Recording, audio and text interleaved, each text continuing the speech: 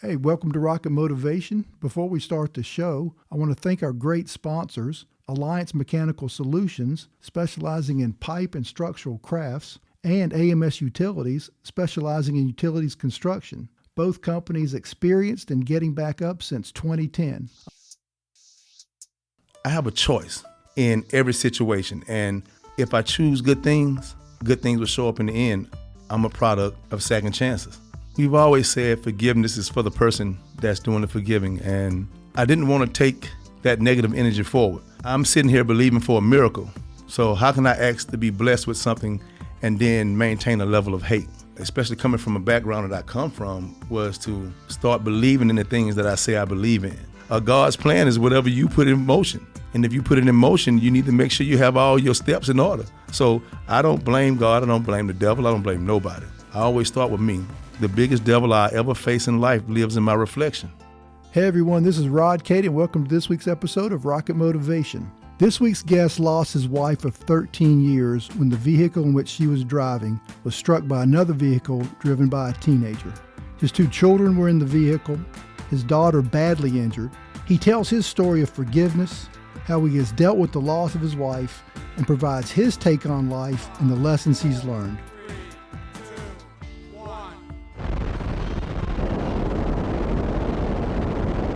Rosshiki Leatherwood, welcome to Rocket Motivation. Thank you for having me, sir. All right.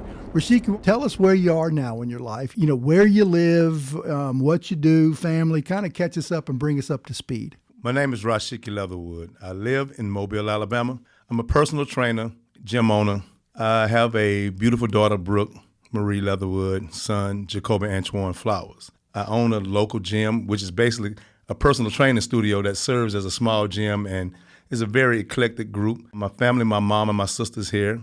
My estranged father, we are very tight now. We were estranged for over 20 years. And I have a vast community of friends. Really, saying them friends is kind of like undervaluing them. Yeah. I got you. But let's go back and talk about the accident that took your wife and injured your children. Set it up, what happened, and kind of just, tell us about it. Where I'm brought into that story is one night after what I have called a boot camp at my gym. I'm in the parking lot. I'm talking to a friend, Ralph Atkins. We call him Trip. Me and my wife had been in a kind of a spat all week, but we kind of ironed it out a few days before. So we're supposed to be heading to Atlanta for her birthday to see Eric Roberson, a concert that I was surprising her with. So we're talking back and forth on the phone, and I'm like, I'm going out with Trip tonight, but I thought about it. I was like, well, maybe I'll get a bottle of champagne and just come on to the house and start the celebration early. And so when I said that, we called her Baby Jesus. That was her nickname, Baby Jesus. So I was waiting on a response from her to call me and say something like, man, go ahead and go and hang out with your friend. But it was kind of an odd silence. And all of a sudden I got a phone call from my sister-in-law. And when I answered the phone, all I heard was screaming. They've been in an accident. They've been in an accident. And I'm like, what are you talking about? She was like, Claudia and the kids have been in an accident and nobody's moving. So at that point, I really don't know what to think. I don't know if my family's alive. She's saying that they're not moving, and it was just bad. And her mom came on the phone saying, it's just bad, Rosshiki, it's bad, get here. So at that point, I jump in my truck and I hightail it from Spring Hill Avenue to Lloyds Lane, which really isn't that far in terms of miles, but it took 2 days to get there, in my mind. Yeah. Well, so you get there, and what do you see? Turning off Cottage Hill onto Lloyds Lane, I pass an ambulance. And I didn't know, I just knew it was somebody in my family was inside of it. So as I barreled down the street trying to get to where my in-laws live, I'm stopped because you couldn't go any further. There was fire trucks and paramedics, police everywhere. And what I see is just what we used to call like the disco lights of the police car, just the lights flashing everywhere. So I rush, jump out my car, and I run down the street, and I see a young kid on the side of like a retaining wall with a lady consoling him, and I'm looking around for my family. And that's when I noticed that Claudia was laying in the street. She wasn't moving. She was just laying there. And at the time, I was trying to ask, like, why isn't anybody working on her? And a friend of mine was a fireman. Robert Wilkinson was a fireman. And when I walked up and I seen him and he looked up and seen me, and I think that's when he realized who she was, he kind of stormed off. And that's when they told me that she was gone. So what's that like when you pull up to a scene like that? I think people have seen this stuff on TVs and in the movies, but you get there and, there's your wife laying motionless and there's been an accident. And then she's passed away. What's going through your mind? The first thing came to my mind was, where are my kids? How are my kids? Where are my kids at? So at that point, Jacoby was the first one out. So he went to USA, and I think at the time, USA, they're the only level 1 trauma center around in this area. At that point, they were on diversion. I think Kobe filled the last spot. So at that point, they put Brooke to Spring Hill because they had to get her to, I think it's Sacred Heart in Pensacola. Right. So that's the closest level 1 trauma center. So she was supposed to be airlifted to Sacred Heart. And so once I realized where my kids were going, I made phone calls, and I called my sister and my mom, told them, look, my family's in an accident, my wife's gone. Called my very close friends, a bunch of friends. I put them on different text messages, and then I called all of my friends who were either doctors or were married to doctors, and it's like, my family's in the hospital. My kids, I don't know what the status of them. If your husband's working, if you're working, please go check on my kids. I can't leave my wife. My wife was in the street. As she lay there, she looked peaceful. There was no sign of that she even saw it coming. She had one blood stain on the right side of her hip. I remember like yesterday, had a C-collar on. At that time, because of the C-collar being on her neck, I didn't realize that her neck was broken. And so I was told by the police to leave. You have to go in and let us do our job. And you might as well arrest me, beat me, whatever you're going to do, but I'm not leaving my wife in the street. Right. And I stayed next to my wife for seemed like forever until the coroners, whoever came to pick up. And I stayed there. And at that point, my very close friends, they came and picked me up, and we hightailed it to Spring Hill Hospital after I had already dispatched everybody to go check on my kids. So it was chaotic. Right. You got a kid at one hospital, another kid at another hospital. Yes, sir. Oh, man. The accident itself, what happened? From the police report, the young man who was driving his truck, SUV, he was coming down the street doing 92 miles per hour in a 30. This was confirmed by the black box that was on his vehicle and also by the police detectives doing their investigation, doing the mathematics of what they do on the crime scene. It was a 30-mile-per-hour zone. He's doing 92. It was said that my wife backed out in front of him, but that couldn't have been the case because had she backed out, it would have hit the passenger side instead of the driver's side.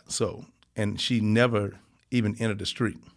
I think he was coming across running real fast, and when he looked up and seen her car look like it was headed out, he hit the brakes because at the point of impact, we know he hit the brake because he went from 92, and I want to say, if I remember correctly, that at the point of impact, it was still 78 miles per hour after braking. Right. So, Rosshiki, how do you feel about the young man who took your wife's life? How do you feel about him now? Now it's completely different from my initial feelings. I tried to hate him. I really wanted to hate this kid for destroying my family. I hate to say destroying my family, but he destroyed a part of me that I never saw coming. I wanted to hate him, but every time I tried to hate him, I just couldn't pull myself to do it. I found reasons why I shouldn't have hated him. He was a kid with a fast car, driving fast. Lost control, and it just happened. It wasn't malicious. It wasn't intentional. And that's how I was able to climb. I had to keep telling myself it wasn't intentional. He didn't do it with malice. How I feel about him now is I'm a product of second chances. Our last court date, we were wrapping up the civil side of the thing, and I was sitting across from him and his parents. And at the end of the hearing, we both stood up at the same time, and we was walking out, and the mom looked at me, and I looked at her, and she extended her hand as a gesture to shake hands. And I just grabbed her, and I pulled into me and gave her a hug, and she told me, I'm sorry. And what I told her was, I've been forgave you. That I forgave you guys a long time ago. And that's when a young man came to me. I didn't know how I would respond. And he just walked up and he gave me a hug. And for me, that was weird because I was like, I don't know if I was in his shoes, if I would have that strength. I would probably be fearful of walking into somebody like myself and giving them a hug after I'd taken so much from him. And what I did was tell him was the best thing he can do for my wife was to not let this situation define him. Go on and do something great with your life. Don't let this make who you are. Don't let this be the only thing that you remember for in life. Be a better person behind this. You know, my wife, all the I'm sorry's won't help. But if you can do something to change somebody else's life, to impact somebody else's life, and keep a young person from doing some dumb things and maybe influencing or impacting somebody else's life, then do that. But go on and be great. That's the best way you can honor my wife, is by going on and being great, taking this second chance you've been given and doing something good with it. And you got a text from someone that was in the courtroom that was observing you that day, right? Yes, sir. Why don't you read that text? Her name is Key Wallace. She writes, "Hello, I was the officer in the courtroom today, and I couldn't help but admire your humbleness. When you embraced the young man and his family that changed your life and family forever, your heart is big. Stay blessed, and I will continue to pray for your strength. Take care." Well, and I know I saw you on the news reports, and it looked like almost immediately you forgave this kid. Yes, sir. Why was it so important from you from the get-go? I think you end the interview with that you forgive this teenager. Why was it so important for you to do that? We've always said forgiveness is for the person that's doing the forgiving, and I didn't want to take that negative energy forward. I'm sitting here believing for a miracle. So how can I ask to be blessed with something and then maintain a level of hate?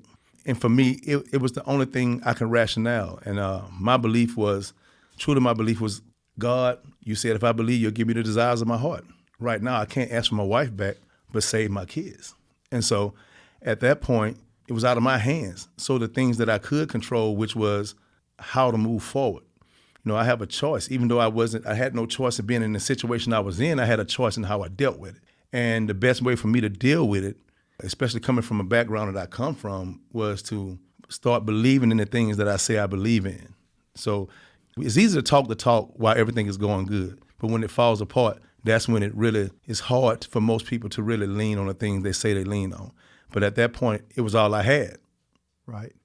Now, your daughter and son, how are they today health-wise? My son, he will be 19 July 28. He's at Tuskegee. He's in architectural engineering up at Tuskegee. He's doing great. He's on the dean's list. My daughter, who actually coded twice, she was totally brain dead, couldn't walk, had to learn to swallow again, everything. She has a 4.0 in the 8th grade. She plays basketball, travel cheer, runs track. And this is, for me, that's why it's easy for me to smile going forward, because she was supposed to be a vegetable. Right. With your wife's passing and what happened, how have you been able to deal with that since it's happened and overcome through today?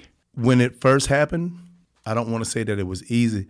Dealing with it was bearable because I was sitting there watching my kids fight for their life. So my thing was, there was nothing I could do for my wife. There was nothing I can do but reflect on all the things that we had, all the talks that we had about, in one of our absence, what we thought the other one should do, what we required of the other one to do.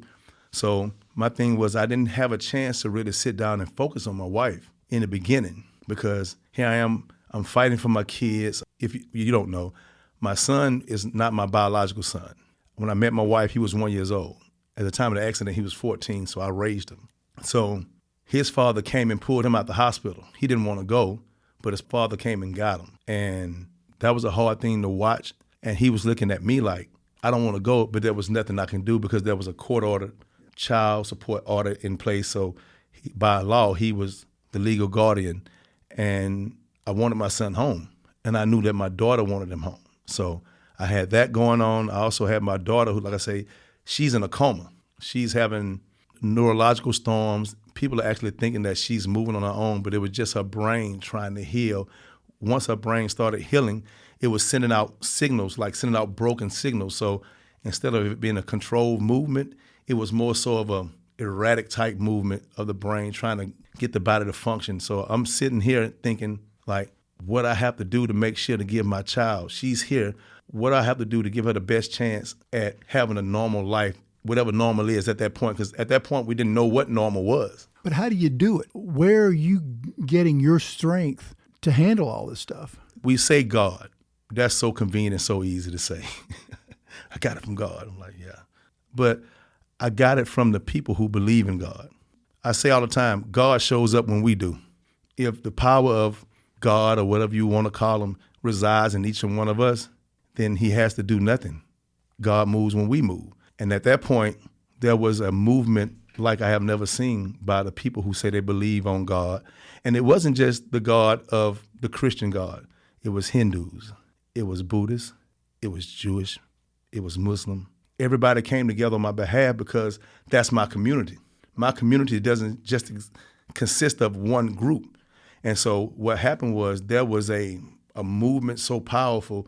And at that point, everything that was going on, it was just everybody coming with an outpouring of love. And so if I told you I had the strength of my own, I would be lying. I was propped up by not this supernatural being. I was propped up by the people, right? My community, my family, who just stood there with me and said, we got you. Because I couldn't stand on my own. Most days I didn't know where I was. So I learned to push through. And also I realized that I had a choice. I had a choice. And that choice was, you believe in what you want to believe, but I have to be here and make this thing work for my kids. And I chose to extend grace, that thing that everybody requires, but nobody wants to extend. So I chose to extend grace to the parties that I felt wronged me, grace to myself to let my wife go. And that was the hardest thing, because it's to say how I overcome. I wish I could tell you that was true, because I still haven't overcame. I think all of our pasts shape us. Tell us a little bit about how your past kind of shaped you to get you to this point. I am the embodiment of everything that's good from the community that I was raised in. I was raised by a single-parent mother. My mom was a single parent. My father, he lived in Dallas. Early on, he was around, sort of, but then we became estranged because of too many disappointments. It was easier to let him go than to hold on to him and keep getting kicked for whatever reason it was. We were poor, and my mom would probably beg to differ, but looking back, I didn't realize how poor we was, because it was so much love around, and I didn't have much growing up, and what I did have, we took care of, but I had a community of friends. I had a friend, Darryl Crenshaw. My friends have heard this story 1,000 times, but it's a story worth telling. Darryl would sneak shoes out of his house to make sure I had a decent pair of shoes on my feet to go to school so I wouldn't look raggedy. My friend Clifford Cooper, I called him friend, but they family. He did the same thing. Jared Davis would make sure I had a haircut. I remember going, like when we had trips at school that my mom couldn't afford to pay for, Miss Rosetta Golston, she would pay for my trips for me. And so that thing called pay it forward, I'm a product of paying it forward. So I live my life, I'm continuously paying it forward, because if it hadn't been for those people paying it forward for me, then you wouldn't see the person that I am. So like I said before, I'm the embodiment of everything good that came from my neighborhood and my community. Yeah, and you also spent some time in the military, right? Yes, sir. Tell us about that, what branch you were in and what an effect that had on your life. The military was something I didn't want to do, but was kind of pushed that way. I was involved in a shooting in 1991. We were leaving the skating rink, and it was 4 guys and 2 girls inside of my little car. It's a Mercury Comet, but it was more like a Maverick, for those that's old enough to remember what a Maverick is. And we pulled out the skating rink, made a left, going back off Shelton Beach Road, going back towards Moffett Road. And a friend, Jimmy Gross, said, "Man, why are those guys running to the bushes?" I'm like, I don't know. We're getting out of here. And all of a sudden, gunfire erupted. Boom, everywhere. I mean, so many bullets coming our way. That went down. I ended up getting arrested because there was a gun inside of my car. It wasn't my gun, I want to say, but there was a gun in the car. I get arrested, and then my aunt called the recruiter that had been recruiting me. I had already once been recruited by West Point to come to West Point on scholarship. I turned that down. But hearing about the impending trouble I was in, my Aunt Shirley, she called the recruiter, I forget her name. And she came in and she went and talked to Judge Thomas. He was Judge Thomas at that time on my behalf, and that's how I ended up in the military. I ended up in the Army, went to MEPS a couple of days later, and I went to the military. The military was what I needed. I had structure, but it expounded upon that structure. I learned to deal with, I think that's one of the greatest assets I had, because I was forced into a situation where I left from the South, where everything was black and white. Back in that day, everything was black and white, and I got thrown into this big mosh pit of Puerto Ricans, Asian, right wing, left wing, no wing. It was, different ideologies. And we all became dependent upon each other for survival. So, like the old saying, there are no atheists in the foxhole. And in the foxhole, there's no racism also. So those guys became my brothers, and we still talk to this day.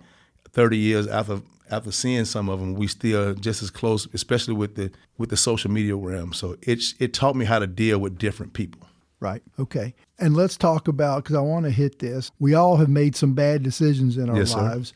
Tell us about kind of what happened where I know you spent some time in jail. Yes, in sir. Prison.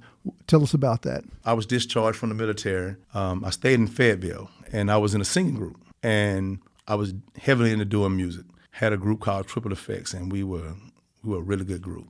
And man, all of a sudden, we broke up, but I fell in love with doing music. I had been playing instruments since middle school.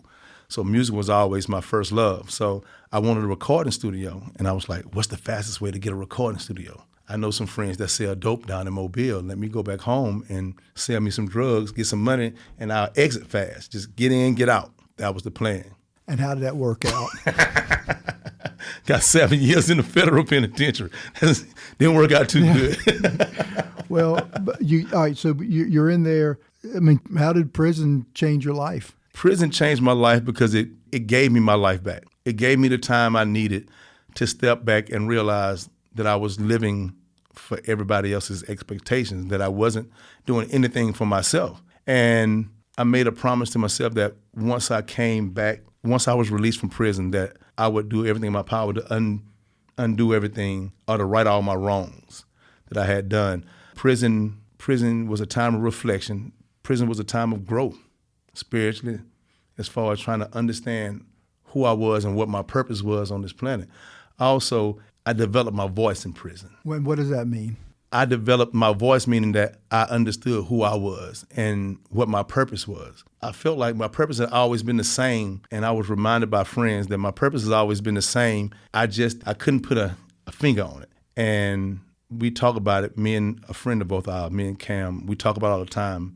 I'm a big religious guy. I love studying religions because I feel like if I understand your belief system, I understand you, and I can talk to you. I can communicate with you because I know the common ground. I'm glad you said that because this is a great segue into this question.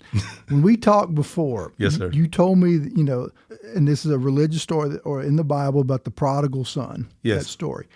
And you told me you don't like that story. No, I don't like it. And tell the listeners why. The story of the prodigal son coming home after going out and messing up, it's a great story of redemption.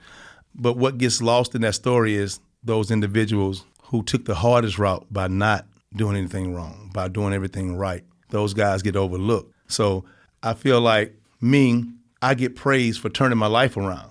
But that person who walked the walk, who didn't deviate from the system, who held solid on his beliefs and his morals, and he didn't break the law. He didn't go against the grain. Those guys get overlooked by guys like me because everybody loves to support the underdog. I wasn't the underdog. I put myself under.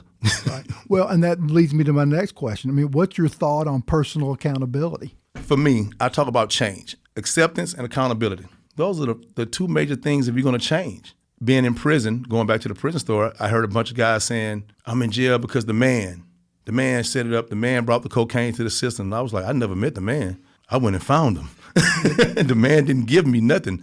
I went and sought him out. I'm in jail because of God didn't need me in jail. Jesus didn't need me in jail. Buddha, Allah, nobody needed me in jail. I'm in jail because of my choices. So I realized that's why it's always been easy for me to change anything I have going on because I always start with myself. What I do, that's the most important thing, my outlook. So personal accountability is utmost of the importance to me. And because, I mean, there's a lot of this, and it's all over the kind of in society, a little bit of a victim mentality. No. I mean, what's your thought about that? Don't ever call me a victim. Not even in this situation. And it's easy for people to look at what went on with my family and say, he's a victim. No, I'm not a victim. Well, and let me ask you this too. So all the stuff that you've been through, what have you learned about yourself? I learned that I am exactly who I've always been, And I've learned to stand tall and proud in who I've always been. I've learned that I have a choice in every situation, and my life will be the result of the choices I make. And that's what I've learned. I've learned that if I choose good things will show up in the end. When I talk to the kids, I've been mentoring kids for the last 26 years. I tell them all the time, the shortest distance between 2 points is a straight line. Then my next words is, show me the shortcut. Right. And let me ask you this. What are we supposed to get out of life? What are we supposed to get out of life? You get everything you put into it. If you put nothing, don't expect nothing. If you give it your all, you'll get it. And it doesn't always happen at once. The problem is we want everything right now. And what we do is use those excuses, the most common excuses when things don't go our way. That isn't part of God's plan. Just say I wasn't prepared. Just say I didn't do my homework. From what I've read in the books, God's plan is whatever you put in motion. And if you put it in motion, you need to make sure you have all your steps in order. So I don't blame God. I don't blame the devil. I don't blame nobody. I always start with me. The biggest devil I ever face in life lives in my reflection. Right. I want to talk about your gym, the Next Level Fitness and Performance. Why did you start it? I was forced to start it. I was a partner. I was a partner in the gym over on Dolphin Street, Phoenix Fitness. And I had a partner. I came into the gym and revitalized the gym. Membership went up and my partner was stealing money. Then I ended up getting sued. I was the only one named in a lawsuit by Cummins, which is a real estate company around here. And I was like, what am I going to do? I was the lab manager at Dairy Fresh. I left my job. And when I left the job, so I went full-time training. I'm like, man, my gym is gone. I'm getting sued for $364,000. I'm like, my goodness, what am I supposed to do? And I'm like, well, we're going to figure something out. So I said, I knew I wanted to stay in this vein because it was how I was feeding my family. So I was forced to open my own gym. So when I opened my own gym, it was a large percentage of our gym came with me. And my gym, I always tell people, is a microcosm of what the world should be. And what do you mean by that? Inside my gym, there's everybody from a guy that's just been released from prison to CEOs of multi-million-dollar companies, and they get along. There's Republicans, there's Democrats, there's no-crats. They all follow my kind of crazy lead, but we're respectful. We love each other. When I use an example, a friend, other gym, his house burned down, lost everything, made one post on Facebook. The outpouring of love from the gym, furniture, clothes, money, place to stay. Everything came in, and we don't just do it for the gym family. I can't begin to tell you how many times that citizens of Mobile in our community have been impacted by houses burned out, a mother dying and leaving kids around, that we've stepped in. And I feel like I see things and I say, look, man, I need y'all help. Help me bless some people. And never once do they balk, and they come. And they come in full force. And so that's why I've always said that my purpose has always been a bridge. I think I told you this before. I felt like I've always been a bridge between people to get things to and from people. And I don't take that position lightly. Right. And I was going to ask you, what do you believe your purpose in life is, but you just answered it. You're the bridge. It sounds funny hearing somebody say that about themselves, but it came during a time of reflection, during a conversation that one of my childhood friends and I had, and also that our mutual friend, Cam Marston, we tend to share a cigar and drink some high-pollutant bourbon or whiskey every now and then to solve all the world problems and just forget to tell the world. Right. Well, that's good.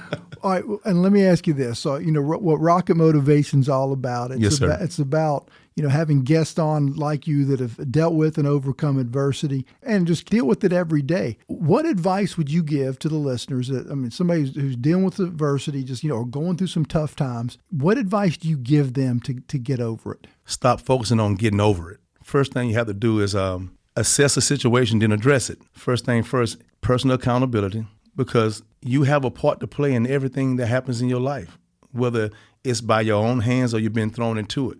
You have a part to play. Adversity, what don't challenge you, won't change you. So if you ever want to go higher, you have to get uncomfortable. Most people don't like being uncomfortable. Get used to being uncomfortable.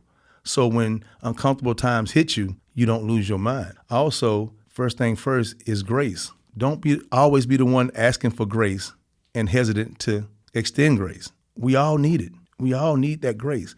Also, as far as like understanding that we're only here for a short period of time. And I truly believe we were all put here for each other. We're all here for each other. I want my legacy to be one of good. I want my kids to, when they hear their father's name, to be able to smile, to be able to say, he did that for me. 20 years after I'm gone, somebody say, I remember your dad. He did this. He did this. He was a pillar of the community. He did. That's what I say. And as far as dealing with things, you have a choice. Your choice. I likened it to, I told someone I had fun in jail. That sounds crazy. But I had a choice. And I made the choice. I got to be here. Which one makes the time go by faster? When you're having fun or when you're down, depressed in the dumps? So when I'm having fun. So since I had to be here, let's make the best out of it. And so that's what I did. I never spent the day in jail. I never spent the day because I didn't allow my mind to be caged. Hey, I assume you still got some spots open in your gym if somebody wants to join? Yes, my goodness. All right, so if somebody wants to join your gym, go ahead and tell us the name of it again and how they can get in touch with you to join. Next Level Fitness and Performance, 4622 Spring Hill Avenue. My name is Rosshiki Leatherwood. I'm the owner. Phone number 251-623-0130. It is by far the best place that you can ever train because you will walk in, you never know what you're going to get. I promise you never going to, but whatever you're going to get is going to be good. It's going to be honest, and it's going to be fair. Well, Rosshiki, it's been a pleasure having you on the show, but I always do this. I always give the guests the parting shot. So give us something really good. Dig deep. Oh, Lord. It's not like you hadn't already dug deep, but it's time to dig even deeper and take us home. Not getting too religious on people. I tell people all of this all the time. Everybody's waiting on God to do something. Have you thought maybe God waiting on you? That's one of the things we are constantly praying and asking God to do the things that we have the power to do. And that's one of the things, if I go back to my upbringing, which was in the Christian faith, my upbringing said that we were given the power over everything down here. So why would God give us all this power and come down here and do everything for us? Your destiny lies in your hands. So, pray all you want, but when you finish praying, get up and do something. Right. All right. Well, Rosshiki, it's been a pleasure having you on. It's been my honor having you on this show. That's my pleasure to be here. Oh, man, it's been great.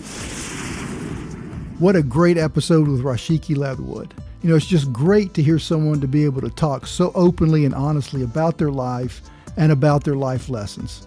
What a way to end season 4. We're going to take a month or so off, get recharged, get some new guests with some more great stories of inspiration and motivation, and we'll be back to see you soon.